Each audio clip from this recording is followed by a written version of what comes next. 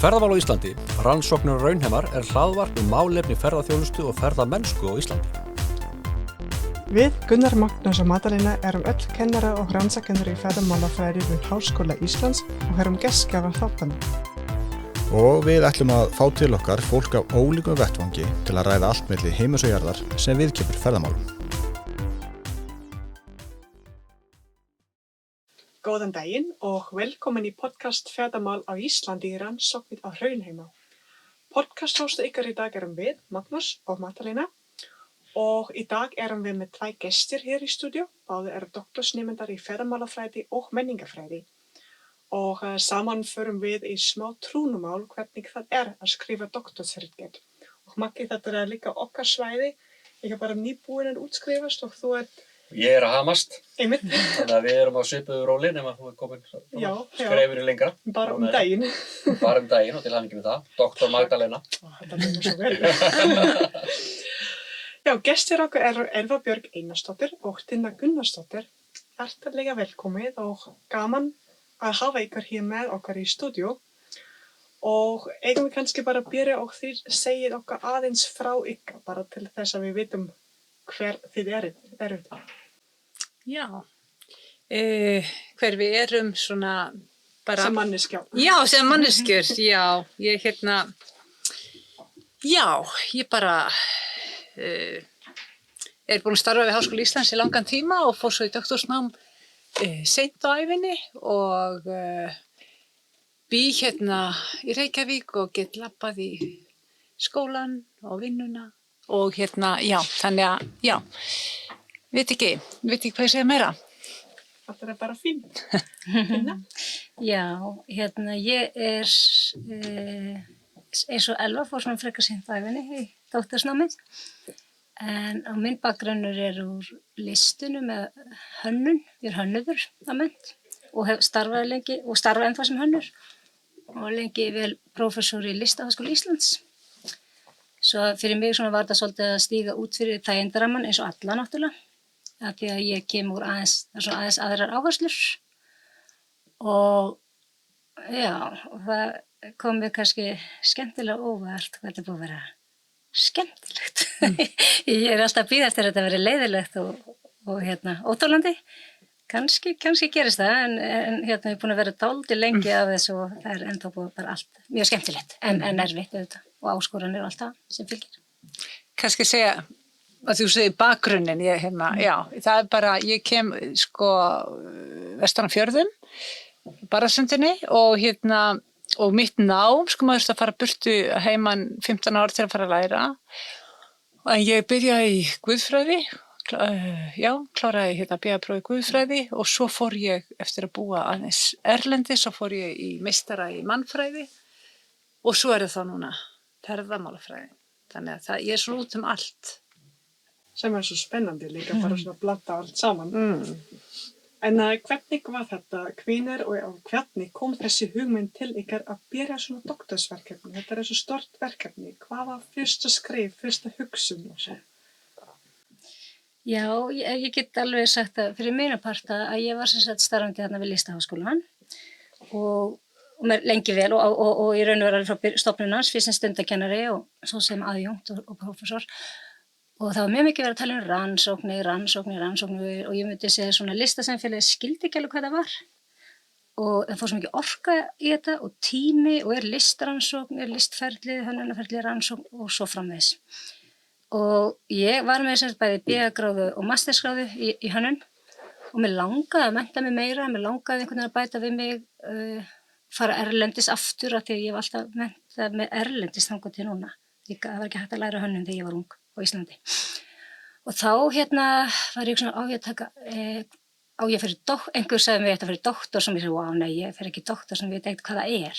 En ég fann nám í Breitlandi sem heiti Master in Research, rannsóknarmasters og það gerir svona listrannsókn.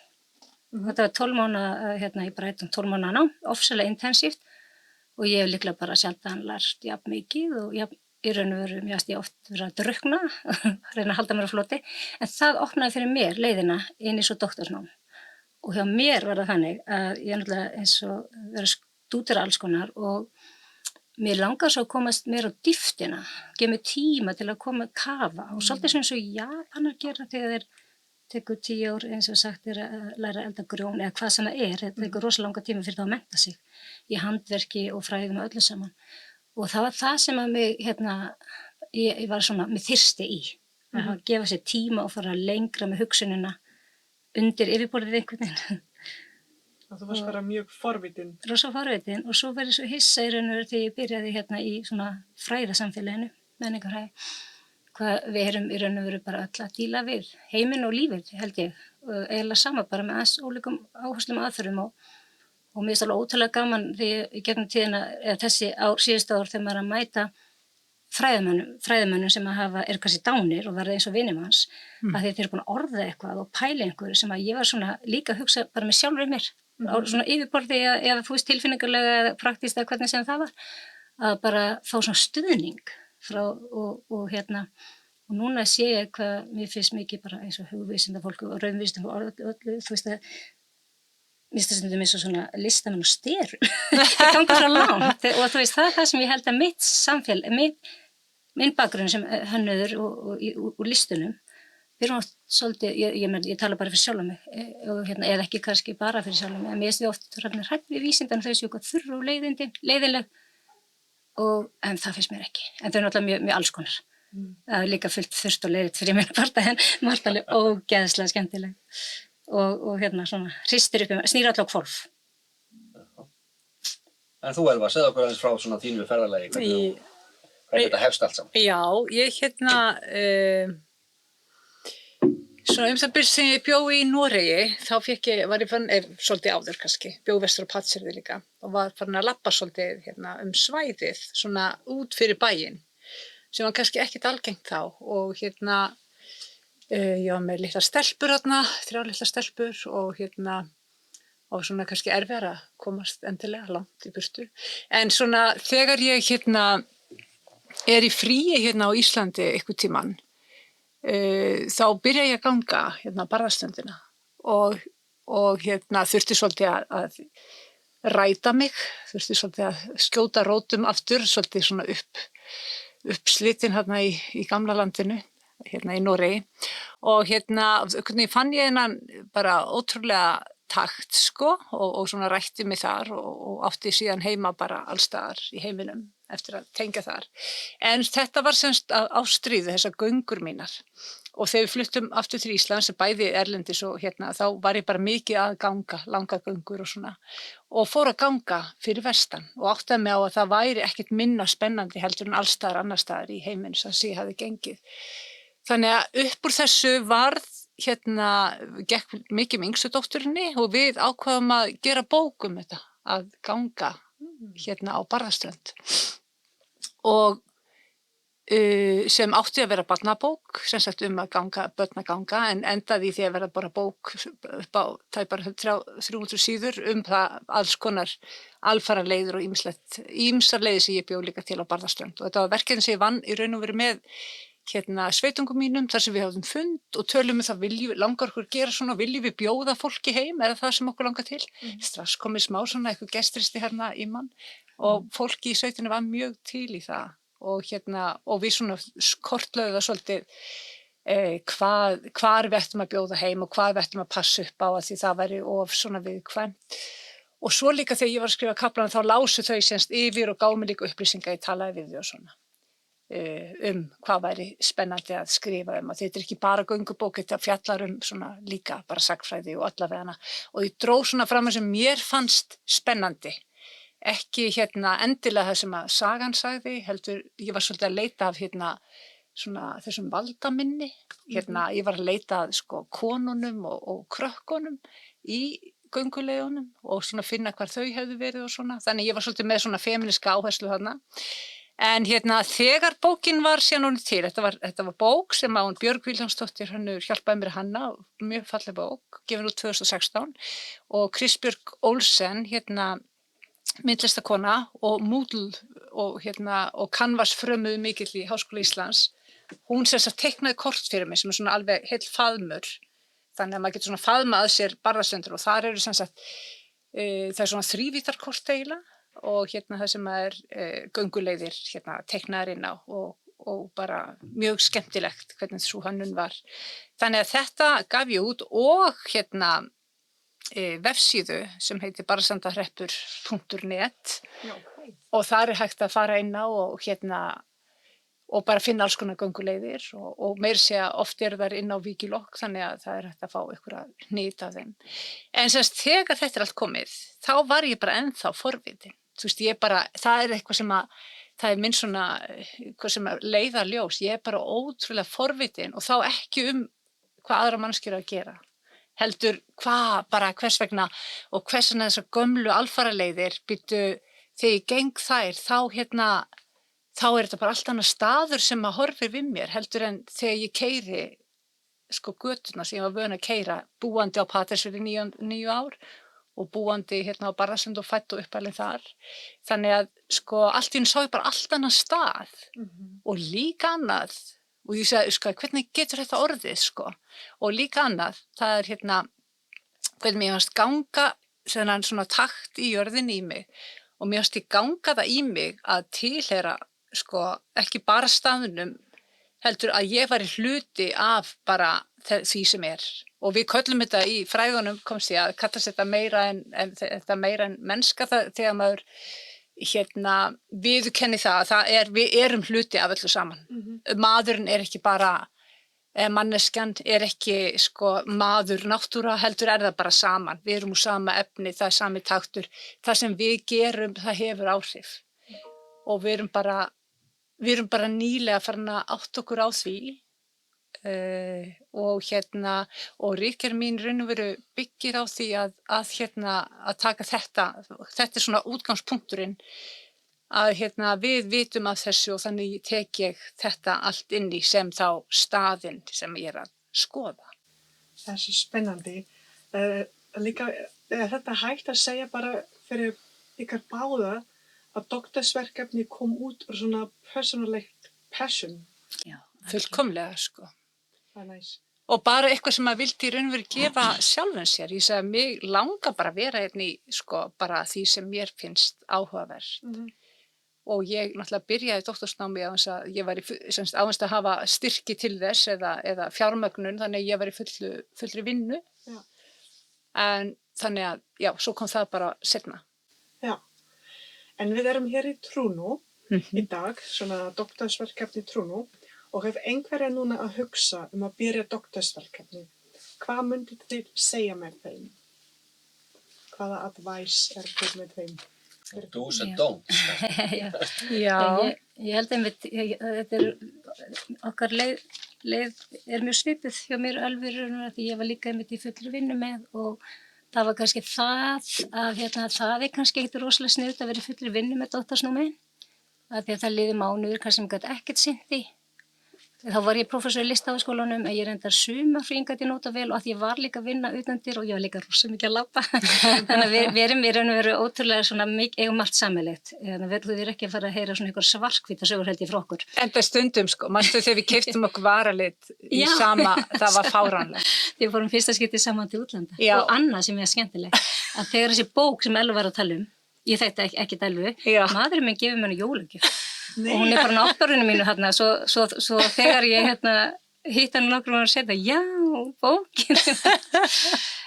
Já. Þannig að það er ýmislegt fylgjum. Og sama, þannig að svo eftir að vera búin að ég byrjaði sko 2016 og ég var, hvaða árið er núna, 2024? Já, til 2022, þá var ég sérst að vinna í Listaháskólanum. Ég fekk þetta hérna líka einu sinni rannsóknarleyfi og þá gerðist mjög mikið. En svo ákvað ég bara, líkt og þú, Elva, að segja upp vinnunum minni. Að þeim ég langar bara að klára þetta og einbeita mér að þessu og fekk Rannís styrk til 2 ára sem ég núna rúmlega hálfum með. Þannig að það er eitthvað að, en það er alltaf að byrja með fullri vinnu. Ég held að sumi geta gert þetta, ég gata ekki, sko, með minni vinnu. En ég held alveg auðvitað verðum að vera með ásælega ástriðu, gagnvart viðfangsefni og langa. Það sé erfitt að, ég sé alveg, ég var að prófa sínum tíma að lesa með eini svona borgardoktora og og ég fekk bara hrollloft að ég bara, ekki langar mig að gera þetta og á ég gera allt þetta og þannig að þetta er ákveðin lúxus í raun og veru að geta valið sér viðfangsefni og í raun og dýpkar og stækkar líka sem að áhugavert finnst mér. Já, nú getur þú kannski ekki. Já, ég nefnilega, punkturinn sem ég hugsaði var bara að brenna fyrir efninu. Þú veist, það var mín nálgun, að bara, þú veist, þetta var virkilega eitthvað sem ég langaði að koma stað, hvers svona staðir væri svona mismunandi. Þú veist, það var eiginlega það, hvernig getur þetta verið að svona allt breytist og ég sé svona marglaga og margratta og hvað þýðir það og svo framvegis. En það sem ég segi, sko, hvað skiptir máli, ég segi sko ekki vera í fullri vinnu, ég segi bara sam og þú, af því þegar ég fæ styrk síðan, ég byrja í október 2017, þá maður bara að skrifa svona rannsóknaráætlun og eitthvað skila henni í febrúar 2018, þú veist, þetta svona fer hægt af stað og eitthvað svona og ég myndi, segja, það er kannski seinna að við tölum það, hvernig maður ætti að fara að þessu, en já, og það er ekki fyrir í september 2020 sem ég fæ styrki gegnum verkefni Mobilities on the Margins sem er samstarfsverkefni 5 landa, 5 háskóla með Gunnar Þór Jóhannsson og Katrínu Önnu Lund sem er ég held að kominu við leysa upp flestra okkar að einhverju marki í ferðamálfræðinni, en þau voru með þann styrk sem sagt til 3 ára. Og ég fekk þetta skrifað inn mitt verkefni og annað sem er á Melrakkasléttu, hjá Þórný Barðardóttir. Já. Og þá get ég raun og veru bara sagt upp starfi mínu. Ég vann í kennslumiðstöð Háskóla Íslands, búin að vinna þar í 9 ár. Og ég bara treysti á þetta. Þetta var eina sem ég langaði að gera. Þrátt fyrir að sko laun doktor sem séu ekki há og ekki til að lifa af og borga. Já, maður getur varla gert það að leit sko. En já, það skiptir máli að hugsa hvernig maður ætla að fjármagna þetta því að það fer annars öll þín frí fara í þetta og það er erfitt kannski að halda sér að því ef þú ert ekki alltaf að vinna í þessu þá þarftu náttúrulega bara stundum að hvíla þig líka og þú þarft helgafrí og þú átt fjölskyldu og ef þú átt það. Og kannski líf og jafnvel gæludýr og móður og faðir og bara, áhugamál. Þannig að sko, en þetta kannski varð áhugamáli mitt. Þú veist, það er kannski, það varð það svolítið, já. Ég veit ekki, en ég verð að segja sko, já, annars sko, ef maður er ekki með fjármagn, þá er maður bara býsna lengi að þessu. Ég sé hvað hefur bara gengið undan manni eftir að komast á spennan, þó hann væri nú bara lítill. En ég verð að segja, þetta er sko bara ferlega gaman og ótrúlegt ævintýri, ég aldrei geta ímyndað mér það.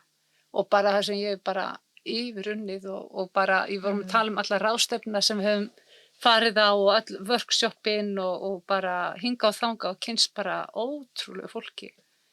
Það er bara vel þess virði, en þú veist, þetta er samt sko, þetta er bara nýr lífstíl, myndi ég segja. Það sem þú þarf bara algjörlega, þú bara berð ábyrgð á þér. Það er engin stimpilklukka eða eitt eða neitt. Kannski framhald af því ég má, að þið talið báður svona þessa forvitni og dýpkarskilningin og kannski búin að fara einhverja brauti sem þau kannski ættuðu ekki alveg. Hvað finnst ykkur með að vera með svona þessa skýru hugmynd þegar maður leggur á stað? Er það mikilvægt eða er mikilvægt að fá að kafa og prófa eða hvað svona? Já, ég meira að segja fyrir mínu parta að mín hugmynd var ekki mjög skýr. Og það er kannski fyrir auðveldara, þú veist, ef maður er undirbúin, en þá er maður kannski líka bara svolítið svo tæki að tala inn í eitthvað tilbúin ramma. Þannig að mér fannst mjög gaman að fá að sko finna þennan leiðangur og móta hann sjálf. Og þá kemur svo margt í því ferðalagi, sko. Þannig að það fannst mér bara mjög heillandi, sko. Og ég held að maður geti aldrei fyllilega verið með mjög mótaða hugmynd, sko, að því það er svo rekst maður einhvern nýjan fræðimann eða nýjan heimsbygg eða hvað sem er og það breytist allt, sko. En svo einhverju tímapunkti verður maður að hætta því og mér finnst, svo sérstakt, mér finnst þetta mjög líkt hönnunarferlinu hjá mér. Ég er með svona einhver óljósa hugmynd, ég fer af stað, ég fer í allar áttir, 100 pælingar og svo kemur einhverjum tímapunkt að ég sé bara að fara að skera niður. Kilja og Darlings og það allt saman. Og svo bara, og fara bara að skræla utan öll, þú veist, og svona kjarna. Og mér finnst það bara alveg sama með þetta verkefni hans lengra og viðfangsefnið er meira, já, texti að einhver leiti en líka ég var að setja upp verk í Héðinsfirði sem er minn vettvangur, þannig ég var líka að vinna með mitt fagsvið, sko, og setja það í samhengi við svona fræðasvið sem ég fannst líka, þannig ég er að gera alls svona tilraunir, mér finnst það mjög skemmtilegt, sko. Held ég bara ekki vilja gera annað en tilraunir í svona verkefni og rekast á og þú veist, henda og það finnst mér rosalega góð tilfinning, þú ert búin að kafa í eitthvað og svo hendur í burtu, laus við það en samt er búin að læra eitthvað. Og þannig að það er bara það er alltaf ég er ekki viss um að það kannski hendi öllum en það er hægt að fara þessa leið, sko. Ég meina bara að leyfa þér frelsi til að breyta eitthvað eða pröfa eitthvað og sjá hvað gerist. Já, og svo er ég alltaf að detta einhver svona dítúra og svo eru farnir að rugla mig og þá get ég bara hent þeim út og það er svo góð tilfinning að ég þurfti að fara og maður tapar aldrei hann einu tíð finnst mér. Akkurat. Af því maður er alltaf að græða einhverja reynslu og sjá getur tekið það kannski upp seinna. Já. Og nú er ég akkurat á þessu ferli bara að reyna að klára ritgerðina þannig ég er einmitt að henda bara með hnífinn á þessu henda skeri burtu og skerpa og og mér finnst líka þegar maður er að móta texta ég vil eiginlega textin minn sitja svolítið eins og sko bara hönnunarverk hann fara að vera bæði skýr spennandi það var að fallega mótaður og mér skaman að móta texta sem er eitthvað sem kom mér alveg óvart ég hef ekkert skrifa áður og mér var eiginlega talin að ég þegar ég fór út úr Vestló með stúdentspróf þá var ég alveg viss sem ég gæti ekki skrifa og það var eitthvað ég held ég hef oflesið eitthvað skilabóð og svolítið sorglegt þess mér af því að svo bara kemst ég að því svona hægt og rólega þú veist að ég get skrifað og fyrst ég fekk svona hrós fyrir skrif þá held ég vá hvað verkefni er lélegt að vera að hrósa mig fyrir textan og ég tók því alltaf þannig sko til það var í Bretlandi sko og mér finnst það bara svo áhugavert að sjá hvernig maður er hvað maður er einhvern veginn viðkvæmt strá og tekur hlutunum alvarlega og núna er ég bara einhvern veginn já sem sagt virkilega nýtast að skrifa en það er ekki auðvelt þú veist því ég nýt einhvers það er ekki að þessi svo æðislega auðvelt fyrir mér en bara að maður komist í gegnum það og eigi tíma með því og ná einhvern veginn að fínpússa hugsunina í gegnum skrifin sko. Hvað segir þú alveg þetta? Ég hef verið að segja, sko, ég held ekki að það sé mikilvægt að maður sé með algjörlega að fókusera eitthvað, en kannski hafa einhverja klóru. Eitthvað ramma svona. Já, eitthvað svona allavega sín, fyrir mér var það bara einn kafli sem ég vissi ég myndi skrifa, en svo óvart ég hafði ekki áttað mig á þessu svona verufræðilegu tengingu þessa tengslahyggju og hvernig þessi meira en mennska var í raun og veru svona grunnur af þessari að ritgerðinu og auðvitað þá skrifa ég annan kafla það. En ég kemst að því bara þegar ég fyrir að lesa. Ókei, þessi tilfinning sem hún fannst þetta var eitthvað. Eða sko, það er búið að skrifa það meira að segja. Þannig að þetta það var skemmtilegt. En ég segi, ég er búin að fara eins og Tinna bara út allt svolítið og vissulega það held ég að sé bara, það er hluti af lærdómsferlinu. Þú þarft að geta farið svolítið breytt og síðan fundið hvert þinn vegur er. Ég man því að ég var að greina gögnin og sem voru sem sagt, ég var samt alltaf að safna, í raun og veru meira og meira, þetta var svona etnografía, mér að fara á vettvanginn og tína upp og taka þátt og tala við fólk og allt það. En því ég var að greina gögnin eftir ég var búin að afrita viðtölin öll og allt það, að þá var ég með 105 sögur og ég skrifaði bara þetta er sagan af þetta er sagan af þetta og svo komum stundarspurningar eru ferðamenn fossasjúkir eða hvað sem það var þú veist ég bara hvað kemur upp úr þessum gögnum og því sagði 105 wow. Það var bara þú veist en ég meina margar þeirra fóru saman og svo bara valdi ég svona þú veist hvað mér fannst skipta máli og hvað í raun og veru gögnin sögðu og til dæmis vildi ég alls ekki skrifa veginn af því það er búið að vera svo rosalegu bömmur út af Teigsskógi í næstum 2 áratugi og út af samgöngum vestur á firði. En þegar ég skoði gögnin þá gat ég ekki annað en skrifað veginn. En þá er það bara mín nálgun á hann hvernig ég geri það og auðvitað gegnum þetta meira en mennska og valdatengsl og allt. Þannig að þú veist það fer út á suður og þú ert eiginlega bara ég allavega undrandi hvað kemur út úr þessu. Já. Þetta líka svo spennandi. Það er ótrúlega Það spennandi. finnst eins og Tinna var að segja áðan, svona kill you darlings, þetta stundum gaman og stundum ekki. Já, en það skerpir sko. Þú stundum með eitthvað bara skraut sem ekki skiptir, Já. einhverja blúndur, ég ekki að segja blúndur, en ég meina samt svona, ég meina svona eitthvað sem að í raun og veru þú hugsaðir, en bara þetta er algjör óþarfi.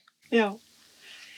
Tinna og Ylva, þið kannski með dæmi svona best versus worst moment í þessi doktorsverkefniferli? Ég var lengi að hugsa, ég sá þessa spurningu frá þér hérna og sendir okkur þetta og ég átti svo erfitt með að finna þetta besta. Kannski ráðstefnum eða bara eitt Það tengdist því, ég sagði sko, það er ekki eitt moment, það er kannski mörg, en Já. ég man eftir mér Mhm. á Menorca, út í Miðjarðarhafinu, bara með svona pælu, bestu sem ég smakkað og rauðvínsglas og ég hafði semst klárað, þetta var á hérna, CTS ráðstefnus, Critical Tourism Studies, 2022 og ég hafði semst klárað að presentera, hérna, semst kynna mína kynningu og það var kafli sem var reyndar ekki tengdur doktorsverkinu beint, hérna, sem að við Katrín Lund höfðum gert saman. Og það var eitthvað svona að vera, ég var búin að vera með fólkinu þarna og hérna, búin að vera, raun og vera að fagna eftir það, en þetta var svona eitthvað algjört, bara svona, eitthvað svona æðislegt. Já, stund með mér niður höfnina og bara, það var yndislegt. Já, ég semst las ekki spurningarna mínar, svo ég ætla bara að vera spontant, en núna allt í einu menni eftir því og skrítið og það sé ekki ofar í huga, af því að í byrjun verkefnisins fór ég í 2 vikna styrk til að fara til Japans og skoða síðferðilega japanska fagurfræði og ákvað gaman að fara með svona verkefni til Japans. Ég hef komið nokkuð sem áðan til Japans bara í öðrum erindagjörum, en að vera með svona verkefni og vera með þetta með sér og horfa með þessum glerugum og vera svona rannsakandinn í raun og veru, rosa galopin, bara á sama hátt og ég gerir reynda núna næstuð í hvert einasta skipt sem ég fer í Héðinsfjörð. Þú veist að þá ég alltaf núna, þó ég sé kannski bara að fara að veiða silung eða tína ber eða eitthvað svoleiðis, þá ég alltaf líka með hitt og mér finnst það áhugavert, því það svona opinn fyrir svo mörgu. Og hérna, en svo bara nýlega, og mér fannst það svolítið líka kom kannski óvart, því nú ég komið þetta tiltölulega langt með ritgerðina og ég var að fá feedback frá Texas. Þar einn hérna leiðbeinandi minn og mér finnst þetta svo vænt að fá þetta. Hún hafði sem sagt þurft að prenta ritgerðina út og handskrifa inn á, eitthvað með augsjúkdóm. Já. Og það svo persónulegt, það fást að handskrif og ég var svo hérna eitthvað meir, því ég með þetta í höndunum og einhver svona, eins og allir leiðbeinandi mínir, sko, hámennta fólk með mikla reynslu, þegar að setja sig inn í minn hugarheim og bæði, þú veist, að segja hvað er gott og líka, þú veist, að benda á hvað er misskilningur eða hvað er hugsunarskekkja eða þetta er óskýrt og bara með þetta svo eitthvað, hérna, magnað að halda þetta eins og ég halda barninu mínu. Og það er einhver búin að, svona læknir þarna úti búin að segja mér sko hvað það er sem ég þurfa að gera svo að barnið mitt verði heilbrigt eiginlega og það finnst mér bara alveg dásamlegt og ég er rétt byrjuð búin að læra sig innganginn á sig gær og ég er næsta kafla og ég er svo spennt að træði mig gegnum þetta áfram með hana svona og þetta er bara kona sem ég hitt einu sinni og hún kemur nú til Íslands aftur, ég hitt hann aftur núna eftir 2 vikur, koma á ráðstefnu. Já, þannig að það eru mörg moment í raun og veru svo bara óbærslega gaman líka að því að við fengum svo góða aðstöðu doktorsnema. Svítin eins og ég kalla. Frábært, já. Að kynna svo mörgum úr ýmsum áttum, sko. Getum við ekki sagt að það skipti eiginlega öllu máli að vera í samfélagi, doktorsnema, og fá góða aðstöðu svo bara fræðasvert að virkilega huga því fyrir doktorsnemendur. Já, einmitt. Það bæði að vera nálægt sko leiðbendunum sínum og hérna og samstarfsnemum. Já, og bara inn á þessu sviði mér líka æðislegt, við erum tæknikari og það eru sko veðurfræðingar og starffræðingar og verkfræðingar og maður er einhvern veginn svona inni áslega finnst mér áhugaverðu samfélagi mikið af erlendum nemum líka, doktorsnemum og mastersnemum. Þannig að það svona kraumar alltaf, þú veist maður er eitthvað nýtt tungumál og nýtt sjónarhorn. Það er bara búið að vera alveg frábær sko. En eftir að maður í þessi herbergi og mér fannst þetta var svo geggja tilfinning bara að vita, ok, við erum saman í þessu, við erum að vinna í sérverkefni, við erum samt allir saman í þessu, ekki einn. Já. Skiptir svo máli að tilheyra líka, vera bara öllu máli. Geta svona hent fram hugmyndum og spegla það eins svona pælingarnar og hvað er þetta statt og stödd. Já.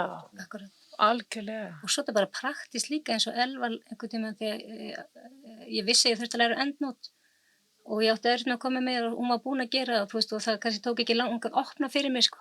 Og svo getur maður, og ég veit að þú fegst einhverja leiðbeiningu frá annarri, þú veist, Sko, Edita kenndi mér það, sko, já. Ég vissi það, svo ég vildi ekki baka Edita, ég fekk Elfu. Og það er svo, líka praktist, sko. Og stytta urlið, við erum búin að skrifa, nú erum við búin að læra það. Já. Og já, þannig að við erum með þetta allt. En það er eitt sem ég vil segja með þú segir þarf maður að hafa þetta fyrirfram pottjétt hvað maður vil gera okkur svona.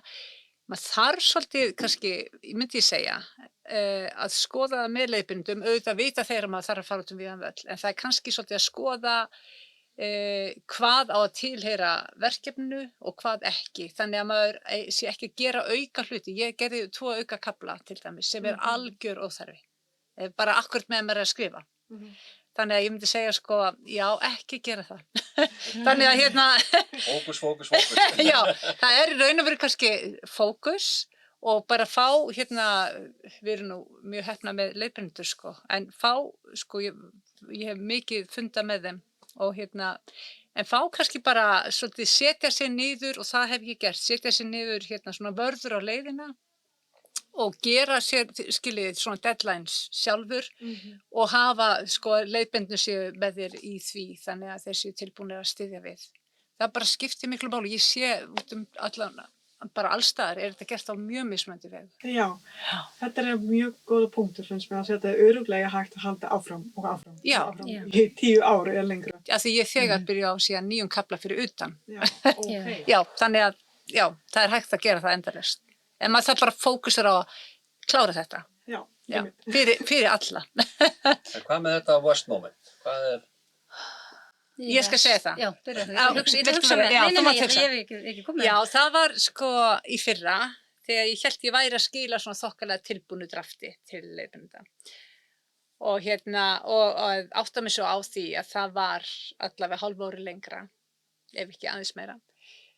Það var bara, ég hugsaði svona í 1,5 mínútu, þetta get ég ekki. En það var flutt burtu. En það var rosalegur, ég var bara alveg, já, það var ömuleg stund, bástalega. Að því ég var búin að vera svo ofsalega glöð yfir þessu. En það var ekki það að vantaði, þú veist, það þurfti bara að skerpa og henda einhverjum darlingum, svona, elskum burtu. Elskhugum. Já, elskhugum sem maður er búin að byggja upp samband með í langan tíma. En það var já, að skerpa og líka náttúrulega bara enskan, ég þurfti náttúrulega að fá okkur til að lesa yfir þetta. En þar, ætla ég að segja, hjálpaði ótrúlega að fara síðan í doktorsherbergi eftir. Þar var Gyða og hún sá ég kom hana alveg niður brotin, sko, og hún sagði, viltu knús? Ég get ekki, ég var alveg bara svona, ég get ekki, og svo gæti ég varla að tala við hana og svo náði ég að tala eins við hana, sagði hvað hafði gerst, sko, og svo sagði, og nú þekki ég þetta knús og svo alveg bara knúsa hérna. En það var strax upp aftur, skilji, en það tók mig halvan mánuð eða mánuð að svona ná mér aftur dampi.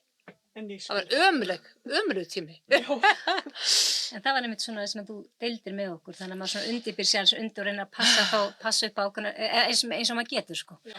En fyrir mig, að þá myndi ég segja að það sem mér fannst erfiðast við þetta var í raun og veru þegar ég var í fullri vinnu og ég var svo frústreruð þegar ég komst ekki í verkefni, kannski í 3 mánuði og svo fór ég að kíkja á það rifju upp aftur og það var ofboðslega pirrandi fyrir mig allavega.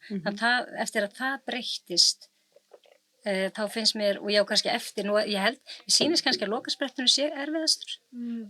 Ég held að ég sé að fara inn í það kannski tímabil núna, kannski geti einhvern tíma sagt eitthvað svona svakalega, þú veist að mér sem að ég hefði útundan mig kannski meira heyrt, ég held alltaf, ég byrjaði með svo gaman í þessu námi, að ég sagði þetta alltaf, enn sem komið alltaf búast við einhverjum, þú veist, rosalegu drama, en það er kannski ennþá, kannski drama rétt að koma að mæta mér.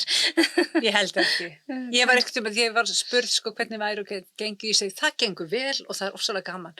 Og fólk svona horfði hálf reitt á mig og sagði þetta má maður ekki segja. En sko ég verð að segja, já, nei, nú gleymdi ég aftur. Já. Það var eitthvað sem að myndi þegar þú talaðir já, Nei, Jú, þarna þegar maður komst ekki í verkefni. Eða var það eða? nei. Nei, en lokaspretturinn, ég átti mig á að hann er erfiður og kannski svolítið frústrerandi, myndi ég rekna líka með, að þegar maður þarf að fínpúsa svo mikið og fara í svona díteili sem seinlegir bara, þú veist, bara formið og mér finnst núna, við erum báðar að skrifa líka ritgerð, sko, Það var þess að ég ætla að benda á, Já. monograf, já. monograf. Og það sem kemur mér mest á óvart núna, og það er svona innsýninni kannski heim rithöfunda, hvað er erfitt að halda reiður á svona miklu magnaða texta. Þú veist, er ég búin að gera þetta áður, er ég búin að gera þetta áður, hvað er þetta? Svo þarf ég að vera að færa á milli og svona, þú veist, að þetta á ekki heima þarna og þetta fer bara eins og húsi hrynni. Þú veist, ég er búin að byggja upp eitthvað og svo bara hrynur það og það er alveg erfitt að takast á við það. Svolítið eins og að vera, þú veist, ég manna maður með alltaf krukki tölfur, svo gerði hann eitthvað smá og þá hrundi allt. Já, þetta er svolítið svolítið. Þetta er svolítið, já. Þannig það má segja, sko, á sama tíma myndi ég ekki vilja vera að fara aftur á bak, að ég vil vera þarna núna, en að það yfirsýn yfir svona, og nú skilur hvað ritstjóri að gera hjá, þú veist, rithöfundum, ég skildi ekki alveg áður, þeir eru örugglega að fylgjast með þessi, þú veist, áhlutin heima þarna eða ég hef ekki hugsað það. Nei, en þannig að já, svo í raun og leiðbendum hann kannski einhvers konar ritstjórar. Já. Og, já. En ég verð að segja, þó þetta hafi verið svona ömurlegt moment þarna, að síðan ég skaut mér aftur upp, að þá það búið að vera jafn gaman og áður. Og ég veit að ég trúi kannski ekki. Það er bara ennþá ofsalega gaman. Nú er ég náttúrulega að bíða eftir, ég er búin að skila þið að mér hérna fyrir hálfum mánuði, til leiðbeinir alla 3. Það er einn í Finnlandi og hérna bíð eftir að fá eitthvað frá þeim og ég bara spennt fyrir því. Þannig að það er búið að vera voða gaman að endurskrifa þessa kafla, sko. Trúi því, þetta er örugglega gaman þegar þú er komin aftur í stuði en þetta er svo leiðinlegt að gera eitthvað aftur þegar þú heldur þú er búin. Nákvæmlega, já. Maggi, við þekkjum þetta örugglega þegar við skrifum ekki monograf, við skrifum greina. Algjörlega þegar maður fær hérna kannski ekki eins, já, getur við sagt óvegna dóma frá hérna ritrýnum, það er ekki droslega skemmtilegt. Nei. Alls ekki. Og maður á alveg blótar alveg inn í sér á stundum uppátt, sko. Já. Sérstaklega þegar þú er búin að bíða í hálf ár. Já, einmitt. Það er alveg tíma í þetta. Já. Það er að bæta við síðustu spurning. Er það ekki bara? Þetta með eitthvað í hug. Já, mér kannski, hérna, sko fyrir mig, ég er búin að vera lengi í þessu eins og hérna, sérstaklega þú Tinna, og búin að vera í fullu starfi og allt þetta, en ég finn það hjá mér að þetta hefur sko breytt heilmiklu hjá mér persónulega.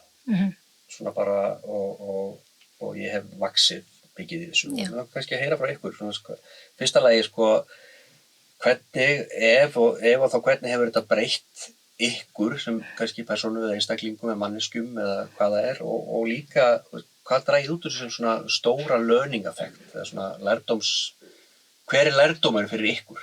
Og ég veit að það kemur hérna einhver nafnbót sem heitir PhD eða doktor og það er eitt, bara getur sterkt segja því sem er símaskránið eða já.is en hvað er það fyrir ykkur svona bara í hjartastað? Sko, það er ekki hérna doktor, það verður ég að segja.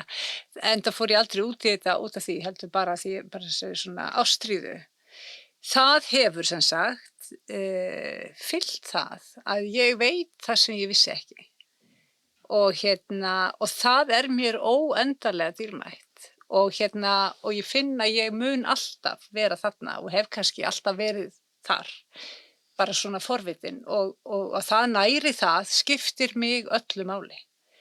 Og það sem að ég náttúrulega finn, bara mér finnst ég bara eins og 700 manns, það er bara þannig. Bara mér líður rosalega öflugri og líður mjög vel.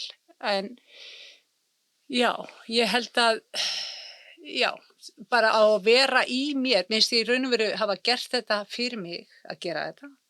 Og það sem sagt er bara minn lærdómur að það var rétt ákvörðun og bara ég eigi að halda áfram að gera hluti fyrir mig. Já. Já, ég sé teka undir þetta er svolítið mikið svona sjálfskoðun. Og mér finnst ég skilja bara verið með dýpra sambandi við heiminn, umhverfið og ég líka eins og Elva í þessu meira en hið mennska. Það sem við erum hluti af náttúrunni, maðurinn og það sem ég líka, ég kannski innbra aðeins á það, mér svo gaman líka að því mér svo ofsalega áhört að vera búin að brjóta einhverju til múra milli, þú veist, fræðasvenna listir og svo svona vísindi. Og ég held alltaf að ég var rosalega lítið pólitísk, að ég kannski ekki pæla mikið svona í flokkspólitík, en svo sé ég, þú veist, ég bara búin að lesa eftir svona alls konar fræðimenn úr stjórnmálafræði og annað sem bara hefur rosa áhrif á mig og mæta öllum þessi lestur og þetta sem opnar finnst mér svo áhugavert, þannig ég held að í raun og veru hafi maður meiri orðafára kannski það að vera manneskja í dag á jörðinni, skilning og það sem að trufla mig pínulítið þegar við nú erum við báðir að skrifa ensku og lesum svo mikið ensku og stundum finnst manni svolítið erfitt að tjá sig á íslensku en maður verður alltaf að gera það og líka ég finn eins og maður nota svona hugtæki þú veist meira enn við mennska, maður þarf að útskýra veit enginn, eða mjög fáið vita hvað það er eðlilega og það sem maður vissi ekki maður kannski fann í sér sko, einhvern veginn meira því maður var svona einhvern veginn alltaf að leita í landslag og náttúru og eitthvað alls konar og ég